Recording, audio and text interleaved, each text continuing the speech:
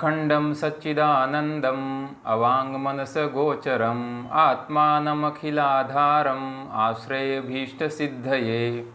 सर्वेभ्यो नमो नमः। मैं जानकी शरण आचार्य आप सभी का स्वागत करता हूँ वेदांत दर्शन की इस स्वाध्याय श्रृंखला के 20वें भाग में, जिसमें हम स्वाध्याय कर रहे हैं वेदांत दर्शन के प्रकरण ग्रंथ सदानंद यति के द्वारा विरचित वेदांत सार नामक ग्रंथ का। स्वाध्याय की पिछली श्रृंखला में हमने वेदांत दर्शन के अनुसार तत्वमसि इस महावाक्य का वर्णन पढ़ा था कि यह जो तत्वमसि महावाक्य है यह 3 प्रकार के संबंधों के द्वारा अखंडार्थ का बोधक होता है। और वह 3 प्रकार के संबंध ग्रंथकार ने यहाँ बताए थे। सामानाधिकरणीय संबंध, विशेष्य विशेषण भाव संबंध, लक्ष्य लक्षण भाव संबंध। तो गत पाठ में हमने 2 प्रकार के संबंधों का विश्लेषण किया था। तो इस स्वाध्याय की 20वीं कड़ी में आज हम तत्वमसि इस महावाक्य के जो तीसरा जो तत्वमसि महावाक्य का जो अखंडार्थ का बोध करवाने वाला जो तीसरा संबंध है लक्ष्य लक्षण भाव संबंध, उसका हम स्वाध्याय करेंगे। तो चलिए शुरू करते हैं आज का स्वाध्याय।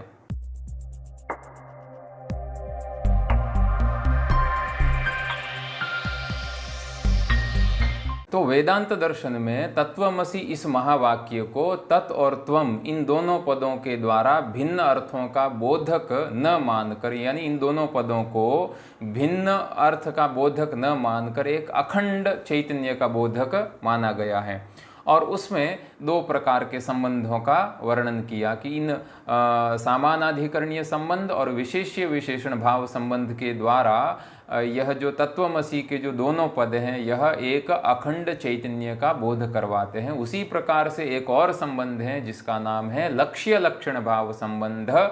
इस लक्ष्य लक्षण भाव संबंध के द्वारा भी तत्वमसि के जो तत् और त्वम ये दोनों पद हैं यह भिन्न भिन्न अर्थों का बोध न करवाकर एक अखंड चैतन्य का बोध करवाते हैं। किस प्रकार करवाते हैं तो ग्रंथकार उसका वर्णन यहाँ करते हैं कि लक्ष्य लक्षण संबंधस्तु, यह जो लक्ष्य और लक्षण भाव संबंध है यह किस प्रकार से है तो कहा यथा तत्रैव। यथा तत्रैव का अर्थ है जो पहले उदाहरण दिया था, कौन सा, सोयम देवदत्तः, इसमें जो सह अयम देवदत्तः।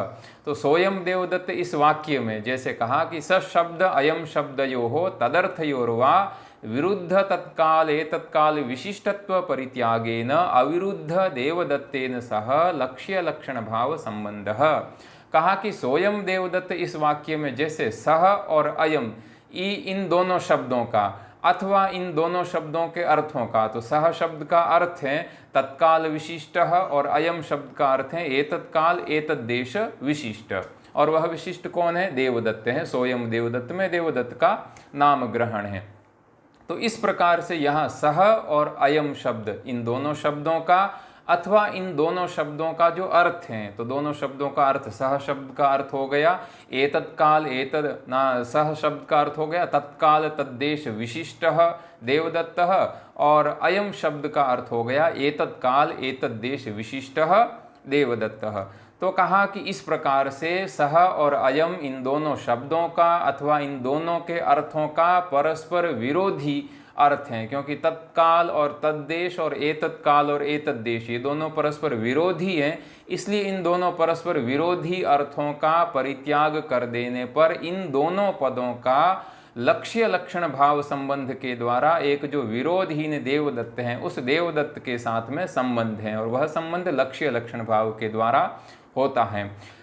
तथा अत्रापि वाक्ये, उसी प्रकार इस वाक्य में भी, किस वाक्य में, जो चांदोग्योपनिषद का जो वाक्य है महावाक्य तत्वमसि, इस वाक्य में भी तत्वम पदयोः तदर्थयोर्वा विरुद्ध परोक्षत्व अपरोक्षत्वादि विशिष्ट परित्यागेन अविरुद्ध चैतन्येन सह लक्ष्य लक्षण भावः।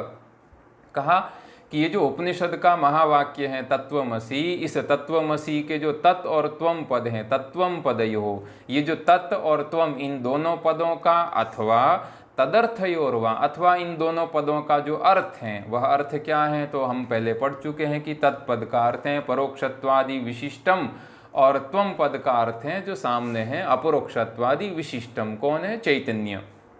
तो इस प्रकार से इन तत् और त्वम, इन दोनों पदों का अथवा इन दोनों पदों का जो अर्थ है वह परस्पर विरोधी है, क्योंकि परोक्षत्व और अपरोक्षत्व ये दोनों परस्पर विरोधी अंश हैं। तो इन दोनों विरोधी परोक्षत्व और अपरोक्षत्व का परित्याग कर देने पर इन दोनों पदों का जो संबंध है वह विरोधहीन शुद्ध चैतन्य के साथ में संबंध है, और वह संबंध है लक्ष्य लक्षण भाव संबंध।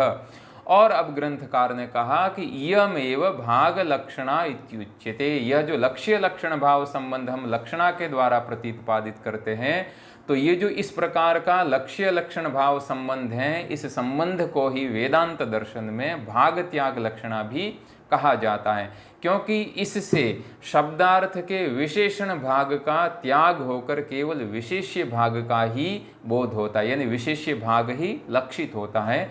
इसलिए इस लक्षणा को भाग त्याग लक्षणा भी कहा जाता है। आगे जाकर ग्रंथ इसी लक्षणा का और भी नाम बताएंगे, जैसे जहद अजहद लक्षणा अथवा भाग लक्षणा, यह भी इस जहद अजहद लक्षणा और भाग त्याग लक्षणा के ही अन्य नाम है। वह किस प्रकार से भाग त्याग लक्षणा वहाँ होती है उसका विशेष विवरण ग्रंथकार आगे करेंगे। तो इस प्रकार से यहाँ ग्रंथकार ने ये जो तीन प्रकार के संबंध हैं, सामानाधिकरणीय संबंध, और दूसरा है विशेष्य विशेषण भाव संबंध, और तीसरा है लक्ष्य लक्षण भाव संबंध, इन तीन प्रकार के संबंधों के द्वारा जो तत्वमसि महावाक्य हैं, वह तत्वमसि महावाक्य के जो तत् और त्वम ये दोनों पद हैं, ये भिन्न भिन्न अर्थों का बोध न करवाकर केवल इन दोनों पदों का अर्थ एक अखंड चैतन्य में ही पर्यवसित होता है, यानी ये दोनों पद किसी एक अखंड चैतन्य का बोध करवाते हैं। तो यहाँ तक ग्रंथकार ने यह इस विषय का यहाँ वर्णन किया। तो इस प्रकार से कोई भी शब्द अपना जो वाच्यार्थ होता है, जिसको कहीं कहीं अभिधेयार्थ कहा जाता है या शक्यार्थ भी कहा जाता है, तो कोई भी पद अपने वाच्य अर्थ के एक अंश को अथवा वाच्यार्थ को त्याग करके अन्य अंश का अथवा अन्य अर्थ का बोध करवाता है, तब वहाँ हम लक्षणा का आश्रय लेते हैं।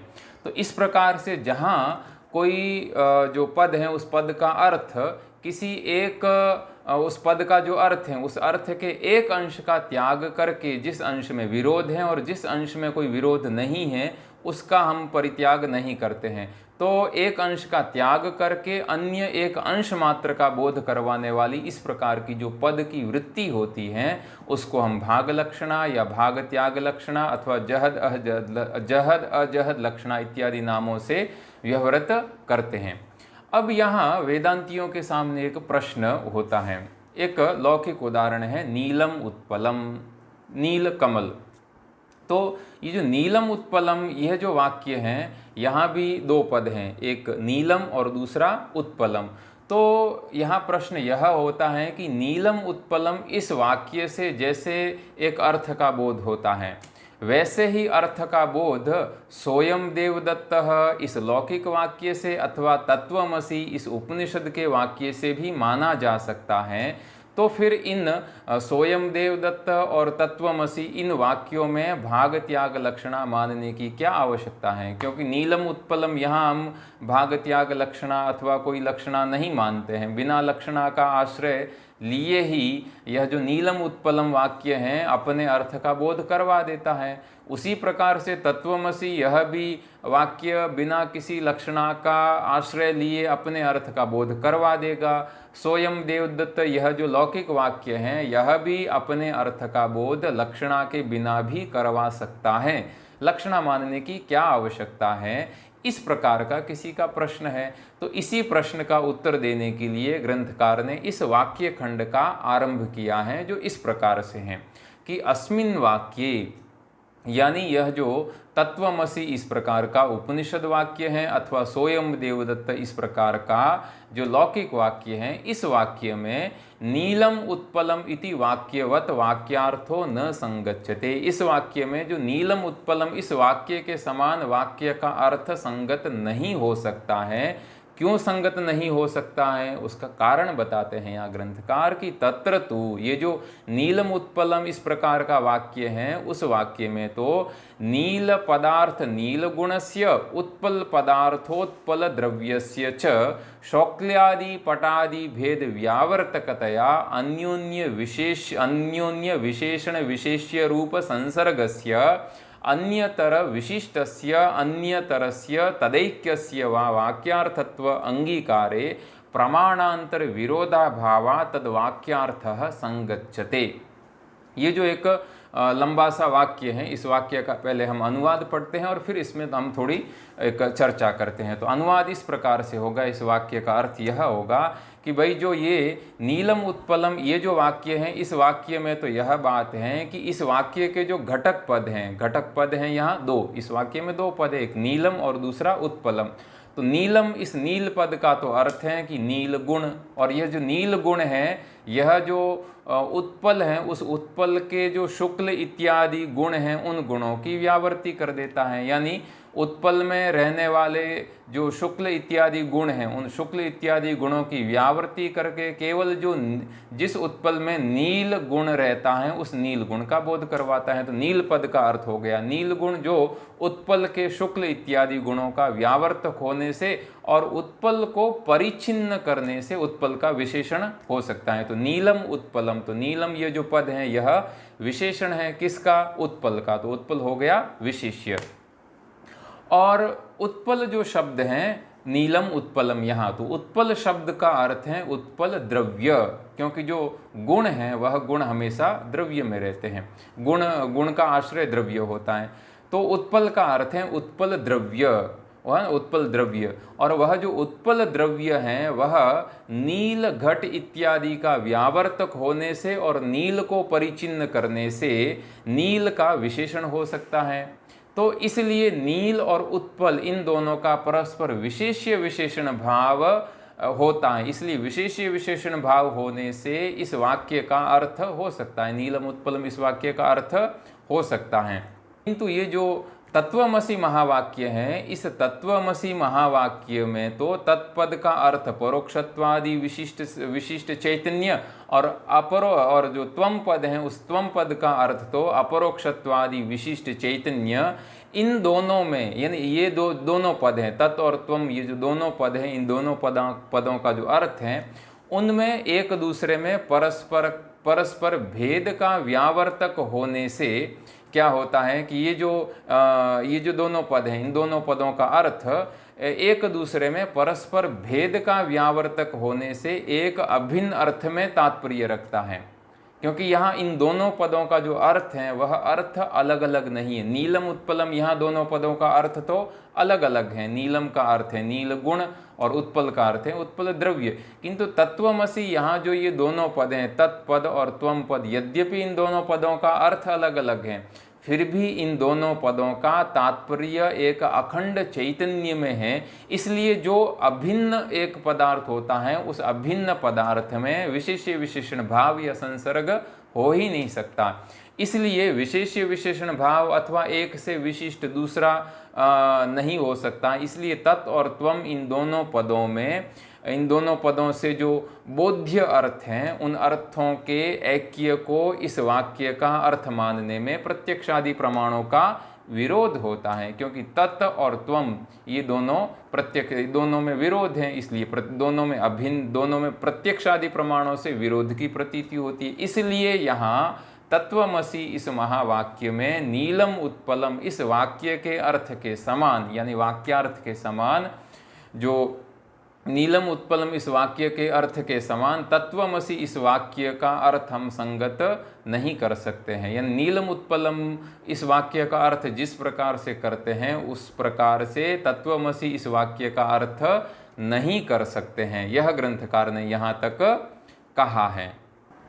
अब ग्रंथकार यहाँ यह भी बताते हैं कि ये जो नीलम उत्पलम इस वाक्य के अर्थ के समान तत्वमसि इस वाक्य का अर्थ हम नहीं कर सकते हैं, इसमें केवल मैं स्वयं ग्रंथकार ही कह रहा हूँ ऐसी बात नहीं है, अपितु वेदांत दर्शन के जो मूर्धन्य पूर्वाचार्य हो चुके हैं उन पूर्वाचार्यों की भी इस विषय में इस मत में सम्मति है।